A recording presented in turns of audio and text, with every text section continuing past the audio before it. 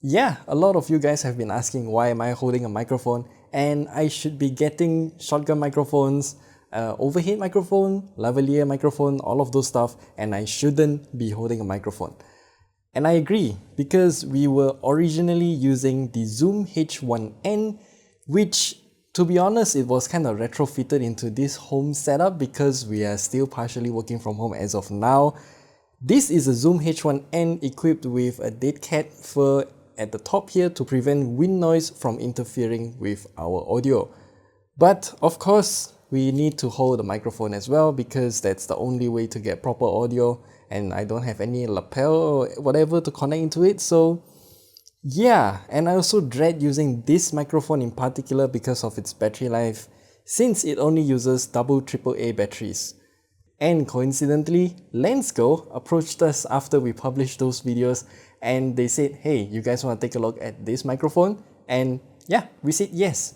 But none of the things said in this video is monitored or pre-approved by Lensgo. And yet this microphone does bring in a few unique ideas which I really like. So let's get into it.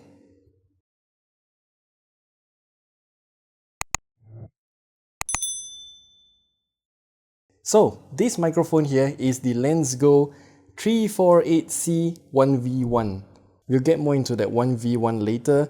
And as you can see at the bottom right corner here, it's available in a total of 3 different colors. The one that we got here is in black color.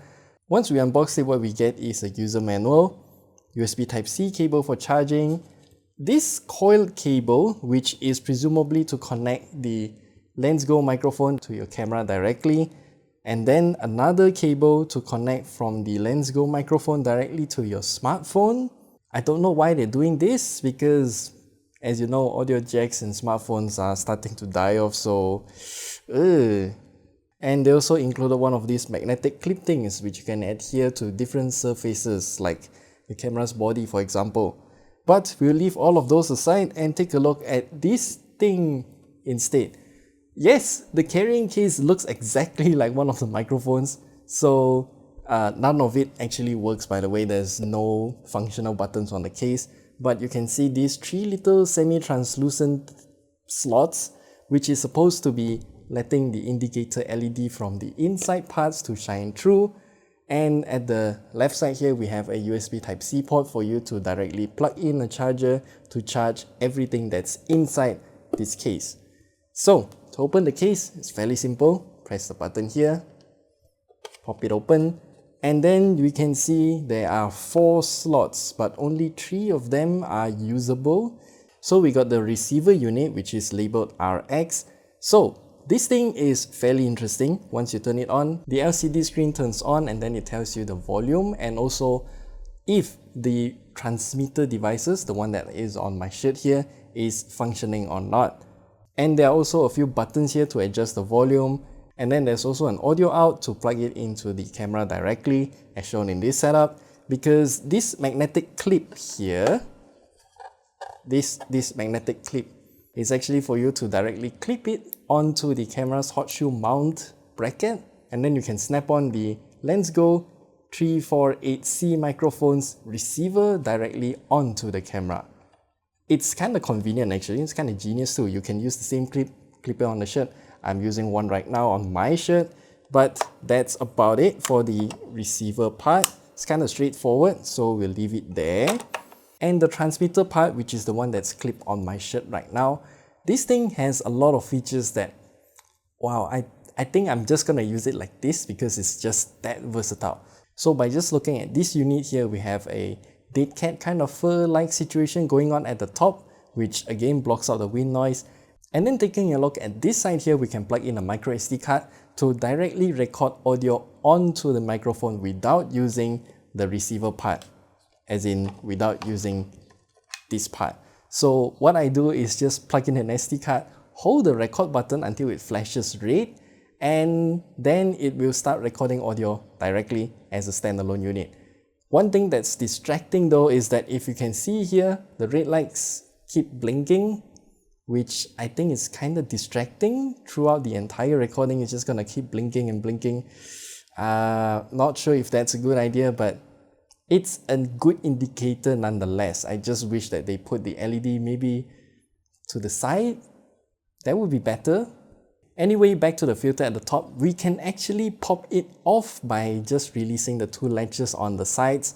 And once we remove the filter, we can see yet another 3.5mm audio jack, which is for us to connect another microphone externally.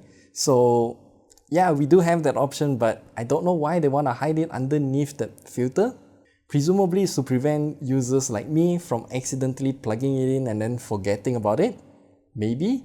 But how's the audio quality of the Lensgo 348C microphone? Well, let's compare it with the Zoom H1N.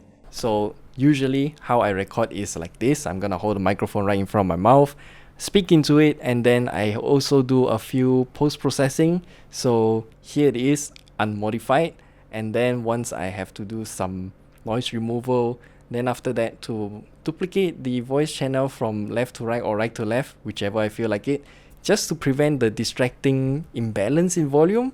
And then after that I also have to normalize the volume, boost the volume if necessary, then I'm done.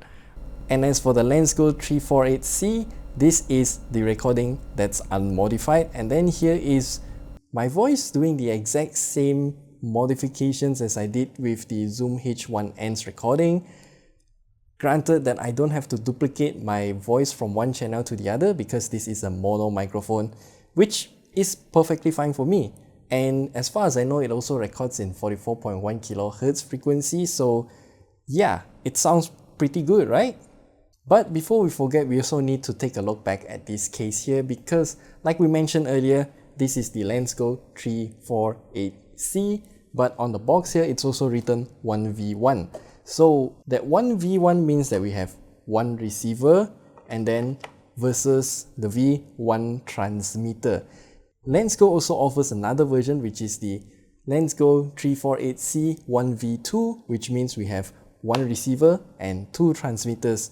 So that's what this other slot is for. But for this empty slot here, I don't know why, but it's kind of a unutilized space or maybe unusable space because I tried to fit in some of the accessories. For example, if I just want to bring in one case like this for all the microphones that I need for my shooting, and I cannot put in this cable inside the case.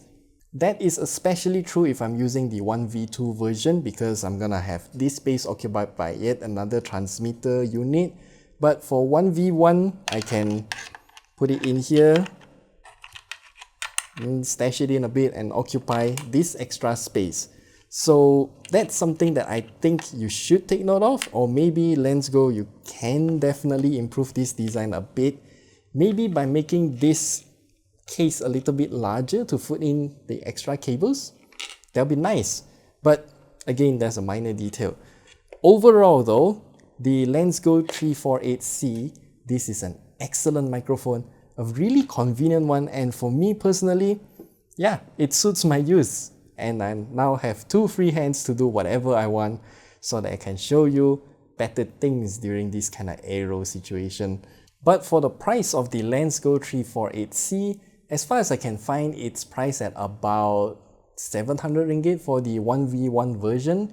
But if you want the 1V2 variant, the price is kind of all over the place. The lowest that I can find is at about 800 ringgit, which I think is still a very good price because, like what we referred to earlier, this Zoom H1N costs about what, 550, nearly 600 ringgit each. And we got two of them in the office actually. One of them is with me, another one's with my colleague. Yeah, its functionality isn't exactly the same, but I think you can do some math and compare which one is more suitable for your use case. So yeah, that's it. That's all we have to share with you about this microphone, the Lensgo 348C. If you have any questions, leave them down in the comment section below and we'll be happy to answer them whenever we can. And also subscribe to our channel. I'll see you guys in the next video. Goodbye. And hello free hands.